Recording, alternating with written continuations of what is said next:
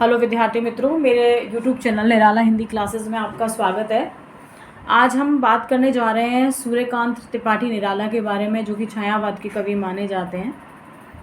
Net है, JRF है और अन्य प्रतियोगी परीक्षाएं हैं, तो उनमें आजकल कवि, कविता और उनके काव्य संग्रह जो है उनके ऊपर कई सारे प्रश्न आते रहते हैं, तो उसी के विषय में बात करेंगे। सबसे पहली कविता है निराला की जूही की कली, और ये अनामिका नामक जो इनका काव्य संग्रह है उसमें प्रकाशित हुई 1916 में, और उसके प्रथम संस्करण में जो है ये प्रकाशित हो पाई, और इसका जो काव्य संग्रह है वो 1923 में प्रकाशित हुआ। इसकी विशेषता ये कविता की कि सरस्वती पत्रिका में इसे छपने के लिए भेजा गया था, लेकिन ये नहीं छापी गई, और बहुत लंबे चौड़े खेत पत्र के साथ महावीर प्रसाद द्विवेदी ने इस रचना को वापस कर दिया था। ये इसकी विशेष बात है। और उसके बाद दोबारा से ये परिमल नामक काव्य संग्रह में पुनः प्रकाशित हुई 1929 में।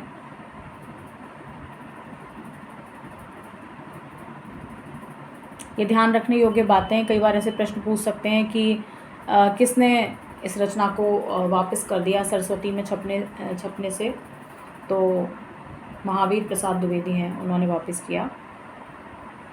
और उसके बाद दूसरी जो इनकी कविता है वो है जागो फिर एक बार, जो कि परिमल नामक इनके काव्य संग्रह में है प्रकाशित हुई।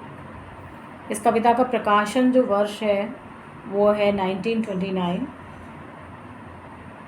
और परिमल जो काव्य संग्रह है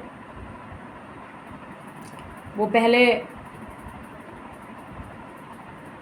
1929 में और उसके बाद 1930 में दोबारा से प्रकाशित हुआ।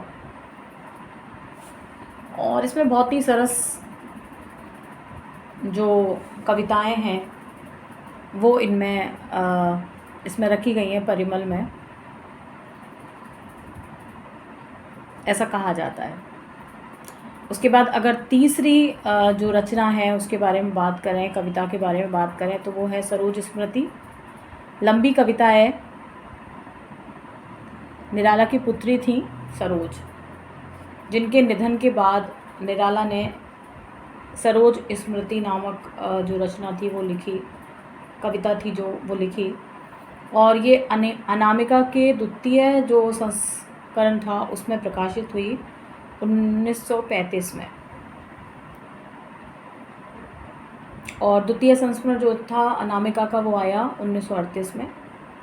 इसे हिंदी का पहला शोक गीत माना गया है।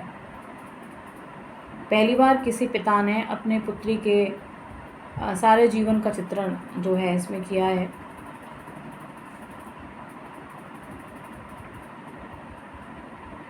उसके बाद एक और रचना है राम की शक्ति पूजा निराला की। ये भी इनकी अनामिका नामक काव्य संग्रह में प्रकाशित हुई, और इस कविता का प्रकाशन वर्ष है वैसे 1936। बंगला की कृतवास रामायण है, उससे प्रभावित है ये, और 312 पंक्तियों की लंबी कविता है। प्रबंधात्मकता इसमें दिखाई देती है कविता में। उसके बाद अगली जो रचना है, अगली जो कविता है वो है कुकुरमुत्ता। संग्रह का नाम भी कुकुरमुत्ता। प्रकाशन वर्ष 1941। उसके बाद एक और रचना है बांधो न नाव इस बंधु बांधो न नाव इस ठाव बंधु। ये इनके अर्चना नामक काव्य संग्रह में 1950 में प्रकाशित हुई। तो ये सभी जो इनकी कविताएं हैं, इनके कविता संग्रह, उनके प्रकाशन वर्ष और उनसे जुड़ी हुई कुछ खास बातें जो आपको मैंने बताई है। अधिक से अधिक चैनल को देखें दोस्तों, आपके लिए उपयोगी है, और